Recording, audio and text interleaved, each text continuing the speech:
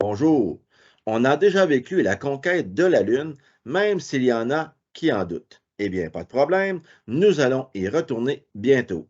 La course à la Lune est ouverte encore une fois. Les Américains doivent envoyer Artemis 1 lundi, le 29 août 2022. Donc, c'est seulement dans quelques jours au moment de l'enregistrement de cette vidéo. C'est une très grosse étape qu'ils doivent absolument réussir s'ils veulent avoir une chance d'être les premiers une seconde fois. Pour plus de renseignements sur cette mission et ce qui nous a amenés jusque-là, c'est très simple. Regardez cette vidéo jusqu'à la fin en entrant dans la zone astro.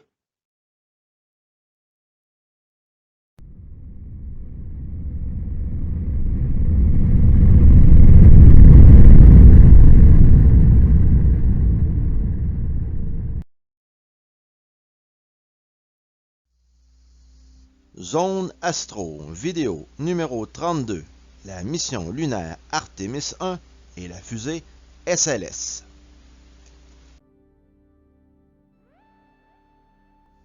La fusée la plus puissante construite par la NASA depuis le programme Apollo attend son heure. Si tout va bien, le 29 août 2022 aura lieu le lancement d'Artemis 1. Développé depuis 2011, ce lanceur se chargera d'envoyer des équipages vers la Lune au cours de la décennie. Si la SLS ne représente pas l'avenir car c'est trop cher et non réutilisable, eh bien, nous allons devoir quand même compter sur elle quelques années. Voici quelques points à retenir. Officiellement connu sous le nom de Space Launch System, donc SLS, le véhicule fait partie du programme Artemis de la NASA qui vise à renvoyer les humains sur la Lune pour la première fois depuis l'ère Apollo. Pour la première mission de cet incroyable projet qui vise à envoyer une capsule Orion non habitée faire le tour de la Lune, l'agence américaine propose une première version de cette énorme fusée baptisée Bloc 1. Dans cette configuration, le lanceur et le vaisseau installé au-dessus mesureront 98 mètres de haut et pèseront 2600 tonnes. À titre de comparaison, la Saturne V, qui a propulsé les premiers astronautes vers la Lune, mesurait 110,5 mètres de haut. Cependant, la fusée SLS sera capable de livrer plus de 4000 tonnes de poussée, soit 15% de plus que la Saturne V. La SLS pourra également transporter plus de 27 tonnes de charge vers la Lune, bien que ce soit légèrement moins que la Saturne V en termes de capacité. La SLS sera tout de même plus efficace dans la mesure où moins de capacité de charge sera gaspillée sur les différents étages et le carburant. Les futures versions de SLS seront encore plus grandes et plus puissantes.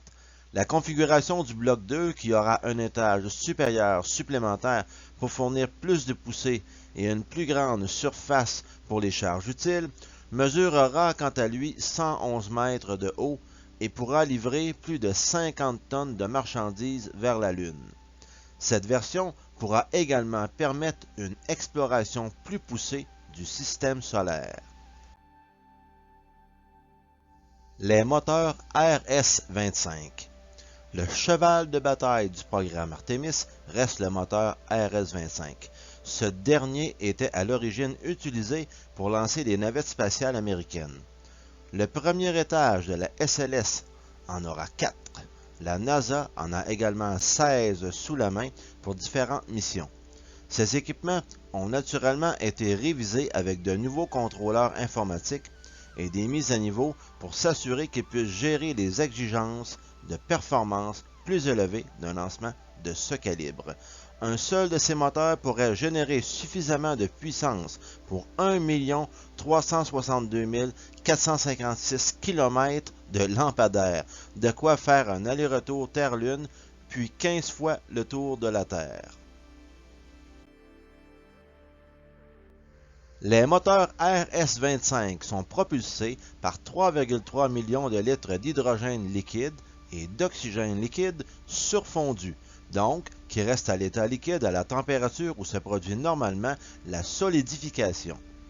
Les RS-25 seront complétés par deux propulseurs à fusée solide fixés sur le côté du module central. Il s'agit des plus grands et des plus puissants jamais construits. Chacun d'eux mesure 54 mètres de haut et est capable de fournir 1600 tonnes de poussée, brûlant environ 5,4 tonnes métriques de propulseurs polybutadiène acrylonitrile chaque seconde. Au programme, comme mentionné précédemment, la NASA ambitionne de lancer sa très attendue mission Artemis 1 le 29 août 2022. Au cours de ce test, la capsule évoluera à environ 400 km au-dessus de la surface lunaire sur une orbite rétrograde, autrement dit, elle volera dans le sens inverse de la rotation de la Lune. Le vaisseau restera plusieurs jours, le temps d'effectuer des tests, puis il reviendra se poser dans le Pacifique. Une capsule Orion habitée pourrait ensuite faire le tour de la Lune dans le cadre de la mission Artemis 2. Celle-ci pourrait être lancée en 2024. Artemis 3, qui prévoit de poser 2 nouveaux astronautes sur la Lune, ne sera pas lancée avant au moins 2025. Par la suite, la NASA aimerait construire une station orbitale autour de la Lune, de quoi favoriser les missions en surface, mais également établir une base permanente au niveau du pôle sud où la distribution de glace d'eau est la plus importante et accessible. En complément, le vol d'Artemis 1 aura quelque chose de spécial. Cette mission inhabitée emporte quelques passagers comme le mannequin Mooniquin ou des peluches à l'effigie de Shaun le mouton et Snoopy. Il y aura aussi quelques CubeSats ou si vous voulez des microsatellites qui seront lancés lors de cette mission. Et maintenant, revenons un peu en arrière pour voir le début de l'exploration lunaire. Le programme Mercury est le premier programme spatial américain à avoir envoyé un Américain dans l'espace. Il débute en 1958, quelques mois après la création de l'agence spatiale américaine NASA, et s'achève en 1963. Les objectifs du programme sont de placer un homme en orbite autour de la Terre, d'étudier les effets de l'impesanteur sur l'organisme humain et de mettre au point un système de récupération fiable du véhicule spatial et de son équipage. 6 vols spatiaux habités et 19 vols sans astronautes ont lieu entre 1959 et 1963. La mission Mercury Redstone 3, le 5 mai 1961, avec à son bord l'astronaute Alan Shepard, était le premier vol spatial habité américain. Il a parcouru une trajectoire balistique culminant à 186 km. Le premier vol orbital a eu lieu le 20 février 1962 par Mercury Atlas 6 avec l'astronaute John Glenn qui boucle 3 révolutions autour de la Terre. John Glenn est retourné dans l'espace en 1998 à l'âge de 77 ans. De 1963 à 1966, 10 missions du programme Gemini sont lancées. Celles-ci atteignent tous les objectifs fixés et préparent le triomphe du programme Apollo. En 1966, l'astronaute Neil Armstrong est désigné commandant de la mission habitée Gemini 8.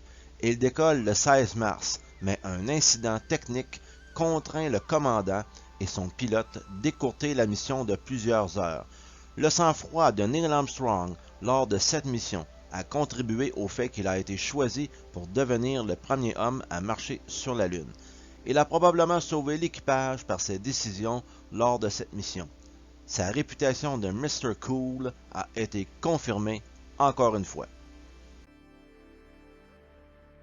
Le programme Apollo est le programme spatial de la NASA mené durant la période 1961 à 1972 qui a permis aux États-Unis d'envoyer pour la première fois des hommes sur la Lune.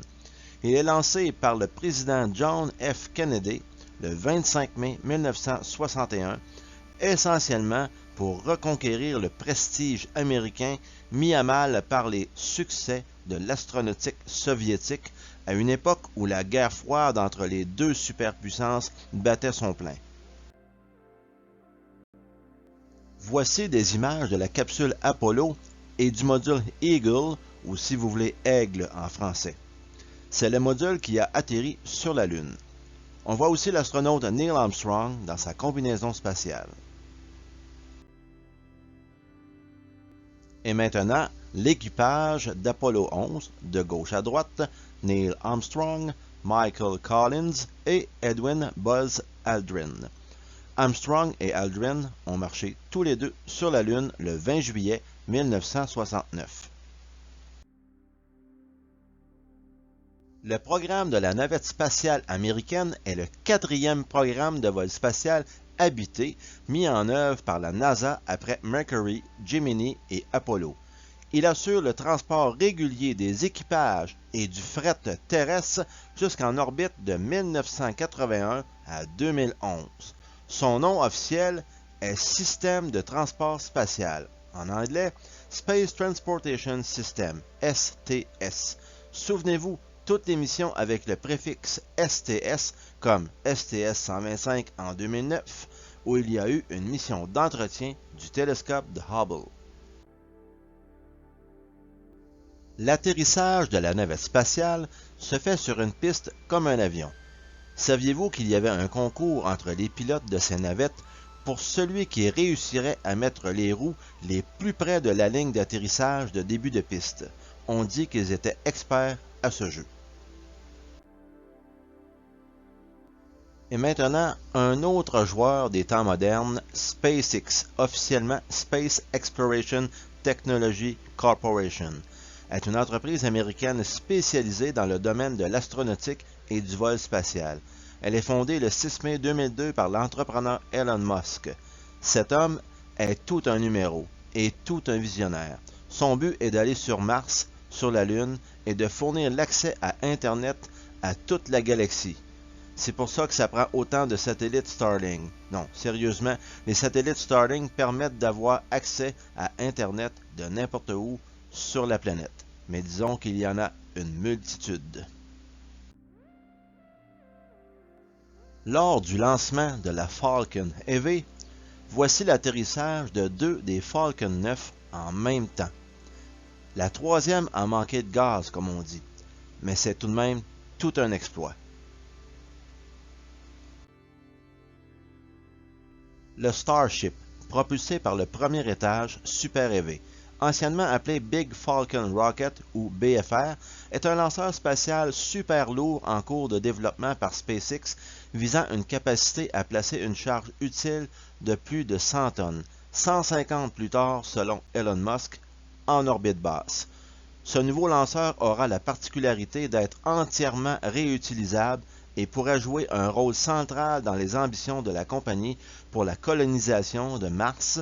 Il vise également à lancer des satellites vers l'orbite basse ou géostationnaire et pourrait à terme remplacer les fusées Falcon 9 et Falcon Heavy pour devenir le lanceur principal de SpaceX. Les 2 étages sont propulsés par des moteurs Raptor et brûlent un mélange de dioxygène liquide et méthane liquide. Le vaisseau Starship est sélectionné par la NASA le 16 avril 2021 pour constituer l'atterrisseur lunaire du programme américain Artemis qui doit permettre un retour de l'homme sur la Lune à l'horizon 2025. Par ailleurs, l'usage du lanceur comme moyen de transport intercontinental est également envisagé. L'apprentissage chez SpaceX est basé sur l'essai-erreur et ça prend un bon budget, mais ça avance vite, très vite. Les Chinois se préparent aussi pour la Lune et ils ont maintenant leur station spatiale. Ça va vite chez eux aussi. Ils ont fait allunir l'atterrisseur Chang'e 4 sur la face cachée de la Lune le 2 janvier 2019. Ce sont les premiers sur la face cachée de la Lune. La Russie, l'Inde La Corée du Sud et d'autres pays aussi ont ou auront des missions lunaires. C'est la folie furieuse pour la Lune pour les prochaines années. Il va y avoir du monde sur la Lune tantôt. Mais non, on est là depuis 1999. Regardez.